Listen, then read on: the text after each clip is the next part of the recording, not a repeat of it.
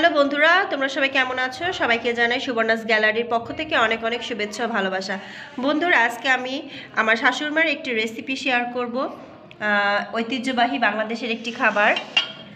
তো এখানে রয়েছে চাল ভাজার ছাতু, লবণ আছে এর সাথে মিক্সড করা, এবং এখানে রয়েছে গুড়, এখানে নারকেল কোড়া।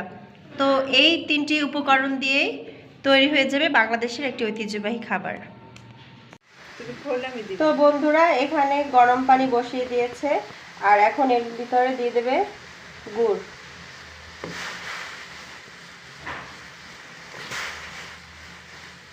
বন্ধুরা, এখন এর মধ্যে দিয়ে দেওয়া হবে পরিমাণ মতো লবণ। এখন দিয়ে দেওয়া হচ্ছে নারকেল।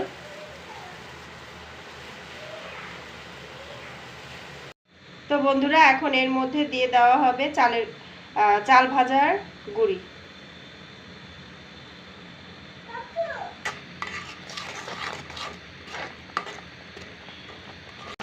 একটু একটু করে দিতে হবে, একবারে বেশি দিলে দলা পাকিয়ে যাবে, এর জন্য একটু একটু দিয়ে নাড়িয়ে নাড়িয়ে নিতে হবে।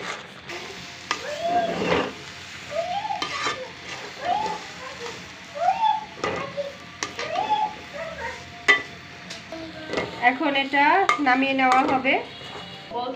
এখন এটা ভালো করে নাড়িয়ে নেওয়া হচ্ছে, আর কি চুলা থেকে নামিয়ে নেওয়া হয়েছে। ঠান্ডা করতে হবে, ঠান্ডা করার পরে এটা আসলে বানাতে হয়।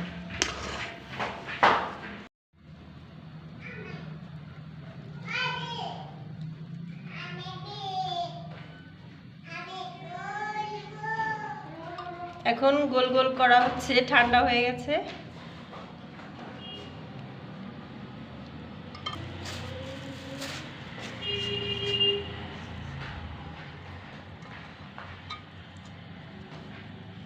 এভাবেই তৈরি হয়ে গেল মজাদার ঐতিহ্যবাহী ভদুয়া।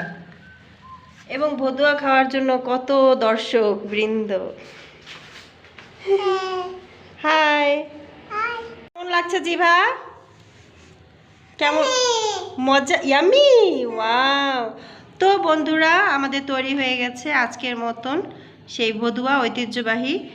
গরম গরম ধোঁয়া উঠছে। তো সবাই ভালো থাকো, সুস্থ থাকো। সবাইকে জানাই সুবর্ণাস গ্যালারির পক্ষ থেকে আরও একবার টাটা বলে দাও। Bye bye. আবার tata, bye bye. Bye by.